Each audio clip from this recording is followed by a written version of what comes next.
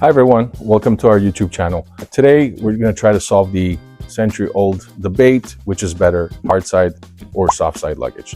So the main feature about hard side luggage is obviously going to be the hard side shell. This allows one to keep any rain or humidity outside of your bag as you're traveling. You might be caught in rainfall, or your bag might tip over into a puddle. Plastic shell will, make sure that all that water just stays out and doesn't go into your personal belongings. Other feature that the hard shell will give to you is that obviously that added protection in case you need to check in your bag. In this case, it's a carry-on. You might bring it with you, but sometimes you are asked to check it in.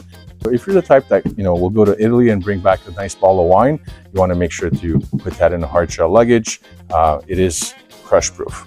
The other feature that I really like about hard shell luggage is going to be the 50-50 split case design. I find it gives you better organization skills. A lot of times you'll have additional pockets on the inside for added organization.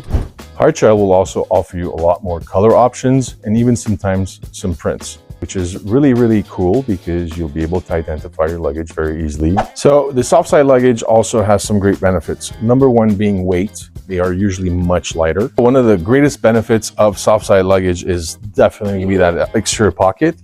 Another feature I really like about soft side luggage is once it's open, it doesn't take as much space as a hard side luggage. Therefore, it's more practical if you ever need to access something while you are in a tight space, let's say in a plane cabin.